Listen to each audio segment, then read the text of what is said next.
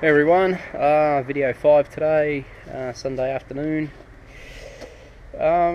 Just did a little bit of degreasing of stuff. I meant to do the bike engine yesterday, but you know, the best laid plans sometimes go astray, and I ended up doing the seat and other bits and pieces. So anyway, today I brought the bike frame out and degreased it. So all the head stem, obviously where it was packed with grease for the bearings, and the lower part of the frame where the engine sat over the years. So cleaned up all this and all underneath, so that's alright. I've degreased the motor, which I said I was going to do yesterday. Just waiting for that to dry out, leave it out in the sun. It can get a little bit of heat into it, which will make for better contact with the paint. So yeah, it looks all good. Shoved the bag in the exhaust port there to try and keep the water out, and bit of gaffer tape over the carby, which wasn't a main concern because I got the new one coming, but still, you know, it's a functional carby, so we'll keep it dry. And yeah, the other thing I did was I painted the triple tree in gloss black. Whoop, let me get out of the shadow. Let me get the yeah, don't cast a shadow, hey. So yeah, I've just painted that. Just painted it, so it's yeah, very tacky. That's done in engine enamel, so not just a normal spray paint. So it's a high temp. It's nice and thick. Resembles pretty much like what they used to have, or how they would have painted it at Yamaha back in the day. So yeah, got that done as well. One of the other things I did, which is, you know, nothing, but what I've done, and you're probably not going to be able to see it too well in the light here, is I've put the heat shield back on the exhaust. That's done in gloss black, and the exhaust itself is done in a matte. So don't know if you can see the contrast in here, but yeah, I like it. So yeah, all cool. Besides that, I haven't done anything else. I probably will by the time the day is over. So yeah, if so, I'll pick up from there. I'm just widening out these holes for the brake lever shaft. So I've done this one so far, and I'm just having a crack at this side now. Got a fair bit to take out. Hoping that the camera's at the right level and I don't get in the way, but just using a die grinder, little die grinder on the drill. Slowly working my way around. It's a tedious task, this one. If I had a 15mm drill, it'd be done in 30 seconds. But this is the best I can do.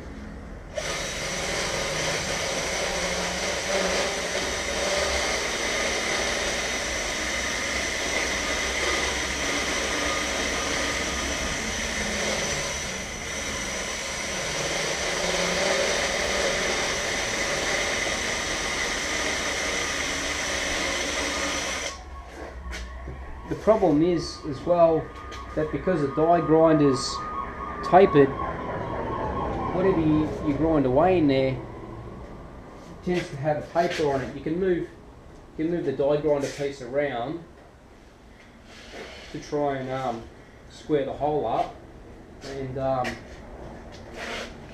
oops, I've got my rat tail file as well to help. But as long as I keep it within, you know, keep it fairly close to the 15mm, it should be alright. You know, I don't mind a little bit of slack in the brake pedal.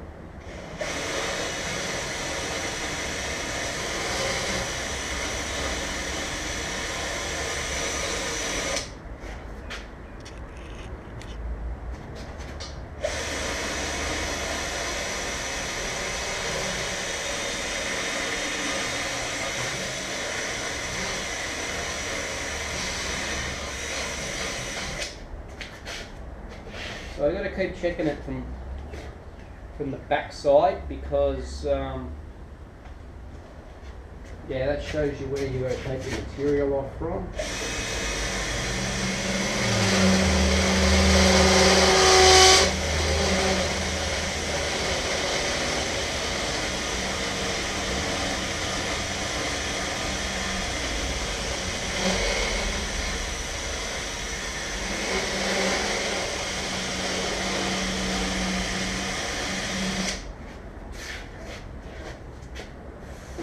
Before I'll die grind a bit, I've had it for about 25 years and it's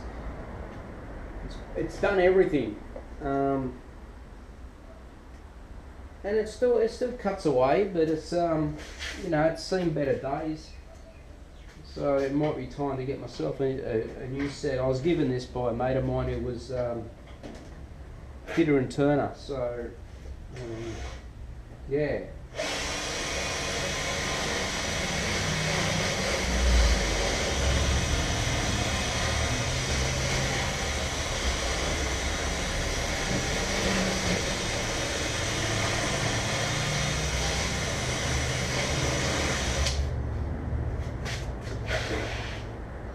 We're getting so close now. It's just a little bit on the side here.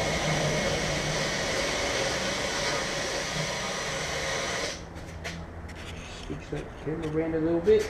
You might be able to see what I'm doing.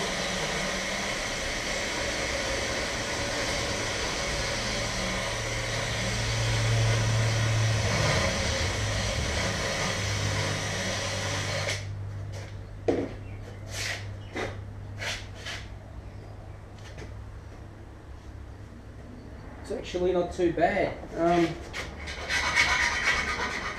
You know, I'm happy with that. Look, sorry to put my back to the camera.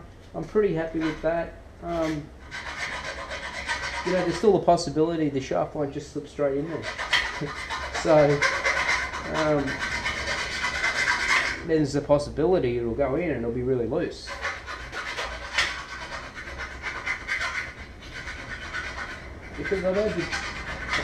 Because these holes weren't drilled together at the same time, there could be a slight variation. I'm not sure what else I've got. I don't know if this back axle, is 15 mil. Might just try it. Might be worth a shot. No, that's smaller than 15 mil. But at least now you get an idea of how the shaft's got to go through there. So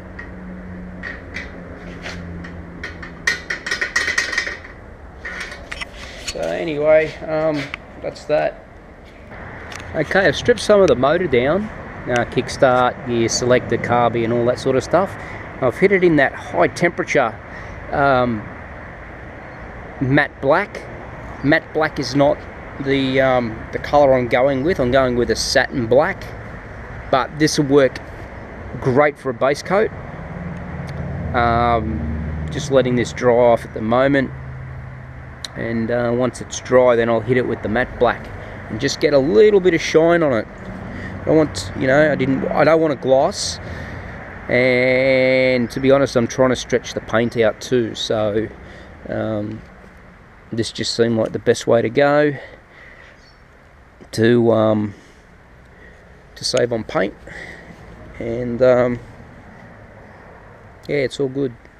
Had a flaky bit there that I pulled off, but doesn't matter. Okay guys, I've just given it a coat with the satin black. It's not a gloss, still wet, so when that dries off a bit and settles down, it should look magnificent.